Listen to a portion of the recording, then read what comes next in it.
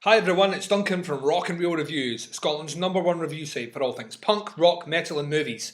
Welcome back to the second instalment of this Duncan's Quickie. I'm Duncan! Here comes the Quickie, my top 10s of 2012, looking back at my favourite albums which came out in the year 2012.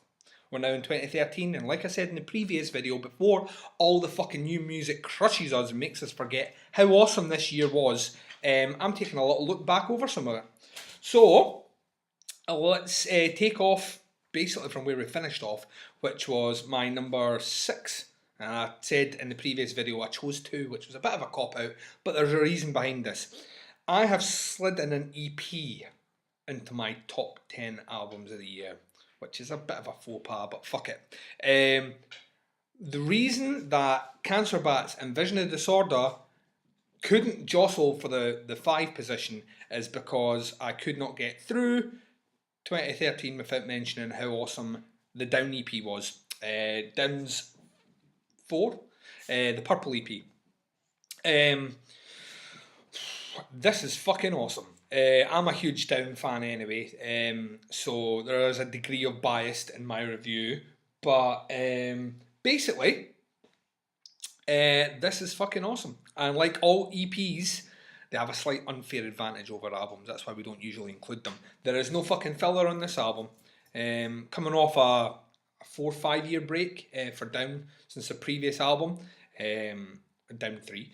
The Purple EP sees the band basically going back to their roots, going back to the kind of sound which established their classic album Nola, their debut. The riffs on this album are gargantuan. Fucking huge grooves. Kurt Weinstein and Pepper Keenan, basically between the two of them, divvy up some of the coolest fucking groove stoner riffs that you will hear in the year 2012, or possibly even the year 2013. Just fucking awesome. And Phil Anselmo, I don't know. He's not doing the screamy shouty thing anymore. Doesn't need to. His vocals are pretty much fucked these days, but it gives him that gravelly, smoky tone which just fits the sound that Down have. It's fucking brilliant. Their single Witch Tripper certainly should be one that you should check out to get a feel for what the EP sounds like. Just fucking awesome. You need to check it out. Like I said in the previous videos, all the reviews which appear on the website for the albums I'm talking about will have links below, links in descriptions, so you should certainly follow them and check them over. Now, I might not have reviewed all the albums that, or EPs that made it into my top 10, but certainly if the other guys have, the links will be there anyway. Check it out and see if they liked it as much as I did. Which takes us on to my number 4 release of 2012, and it's from an Australian band called 12 Foot Ninja and their album Silent Machine. Now, 12 Foot Ninja are one of these bands that comes out every now and again, who are obviously big fans of the whole kind of Mike Patton thing, and just mix a fucking shitload of styles in. What makes 12 Foot Ninja better than most of them is they do it seamlessly. The songs never sound like they're forcing a kind of Latin jazz section or a reggae section or even a disco section. And yes, there's disco on this album. What the band do is they just write songs, and if it just so happens that a certain bit sounds kind of disco-y, well, fuck it. You can listen to tracks on this album and be whole sections in before you realise that there's a metal riff about to hit you, and it doesn't so much come out the blue as it just sounds like it should be there. It is a fucking brilliant album. So for fans of kind of eclectic music and the old metal genre, I recommend to you 12 Foot Ninja and their album Silent Machine.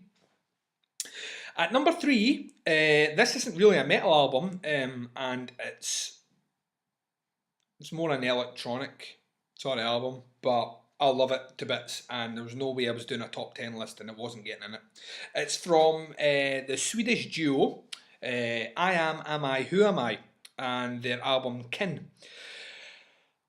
What to say about this? They mix kind of dirty electronic music, kind of chill wave, kind of experimental electronica, all in, and released something which really captivated me this year.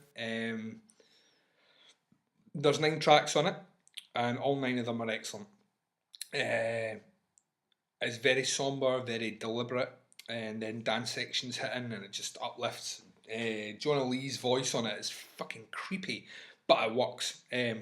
This, unfortunately, with her vocals, will be the thing that'll put some people off the release. Her voice is very high, almost ethereal sounding, and if you're not into that sort of thing, then you probably won't be able to listen to this album comfortably. But if you are, maybe even a fan of groups like The Knife from Sweden, or even Bjork to an extent. I love Bjork, but that sort of style of music, then Iamamiwhoami are probably a release that if you haven't listened to, you probably want to check out. Now, I know that it's unlikely to get many hits on a metal review site, but I don't know. I reviewed it. The review link's below. Have a read of it, check the video out, and see if you dig it as much as I dig it, because I fucking loved it. So that was my number 3, which is Iamamiwhoami and their album Kin. At number 2 is an album that came out in November, and it came out the week I got married actually, and I never had the chance to listen to it. Well, I gave it one listen to it and I shelved it, foolishly shelved it, and I've recently come back to listen to it in the last maybe month, and I can start to see why it garnered so much praise. It is the fantastic album from California's own Deftones, and the album is called Koi no Yokan. Now, I love the Deftones, and they're one of these bands that have never really released a bad album. Some of them sound a bit dated now, but they've never actually released a bad album, in my opinion. A lot of people bitch and moan about their self-titled release of Saturday Night Wrist, saying, you know, these albums kind of lost direction, lost focus, the band went off. And I disagree with that, and 100%. I think Saturday Night Wrist is a fucking amazing album. It's not a flawless album, but it's an amazing album. Deftones, the self-released, self-titled album, is fucking awesome. I think the problem is a lot of people think they peaked at White Pony, which took a lot of people by surprise when Diamond Eyes came out a couple of years ago. Diamond Eyes was my favourite album the year it came out.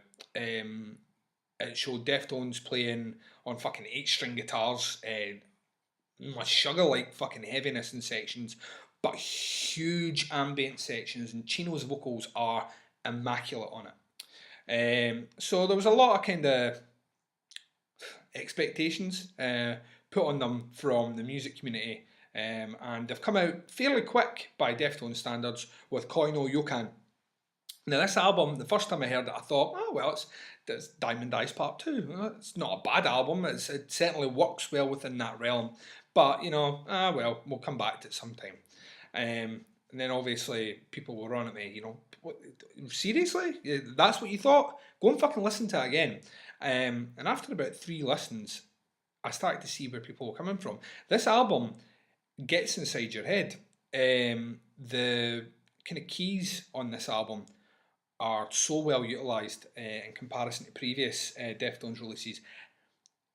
There's just depth. There's so much depth to Chino's vocals, again, absolutely 100% immaculate. He's one of my favourite metal vocalists of all time. I think he's vastly entertaining. I know he's not a metal vocalist in the standard terms, but he's just phenomenal. Percussive sections great, guitars heavy as fuck, and then really ambient. Fucking awesome. And quite rightly, it has reached my number 2 spot, which means that one album was better than it, and it might come as a surprise to some, but not to others, and not to anyone that's been on the site and actually seen my top 5, which has been up for over a week. But my number 1 album of the year is from Liverpool's own Conan, and the album is called Monnos. Now, serious eyes here. Conan are a band that I'd never heard of before until earlier on in the year, and we got a copy of the album in, and me and the owner of Rock and Real Reviews, the boss man Dave, had a wee tussle over who was going to review this, and I mean ultimately, regardless who reviewed it, it was getting 5 out of 5 anyway from either one of us. I wanted to give it a 6 out of 5. But yeah, it is that fucking good. It is a proper heavy as fuck doom album. It is just fucking steamroller slow. Kind of steamroller, and you're trapped in cement, and the steamroller's just coming towards you, and you know it's going to fucking flatten you. That sort of kind of menace. Oh, it's like a menacing album. It's like looking into the distance and seeing a fucking giant come over mountains and slowly fucking plodding its way towards you. It is a fucking beast of an album. Vocally, it's not that heavy. Most of it's done in a clean, shouty style. It's very tonal. But I think you can put the vocals aside and just say that this band play slow, heavy grooves, and the guitar riffs are fucking awesome. I had the opportunity to see them live in 2012 in Edinburgh, and it was, without a shadow of a doubt, the loudest gig I've ever been at in my entire life. This band made the fucking floor a rumble like an earthquake, and the hairs on my arms were standing on end, and just incredibly heavy, and an experience which will never be topped by any band anywhere. You have to check it out. If you like kind of stonery, sort of, well, not even stonery, if you like sludgy, doomy, slow, fucking heavy grooves, then Conan's Monnos is the album you need to check out, and it is stole my heart. So much so that it has made my number one spot for my albums in 2012. But there you go. Check out the reviews. Links below will take you to all the reviews for all the albums that I've mentioned. It's been a fucking great year, 2012. I'm very thankful to all the record labels who have passed material through Rock and Roll Reviews and allowed me to review quite a lot of it. It's only at moments when you open your email inbox and see about fucking 60 emails a week with different albums that you realise that the metal genre, metal rock punk genre, is still the most fucking entertaining in the world. There's bands really putting their heart and soul into music, and if we can maybe give them a bit of exposure and give you a chance to listen to some of them, then, you know, or turn you on to listening to them, then I think that's just fucking awesome. 2013, a fucking shitload of albums, more quickies, so keep your eyes open. And until I speak to you again, I hope you all had a happy Christmas, I hope you all had a fucking great new year, and I hope you check back to the review site, rockandrollreviews.com, and our YouTube site here to check out all the rest of the reviews that are coming soon. Until the next time I see you, I shall catch you on the flip side.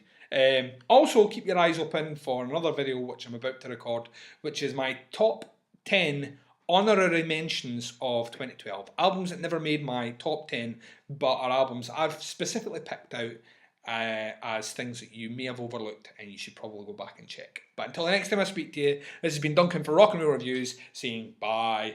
Yoink!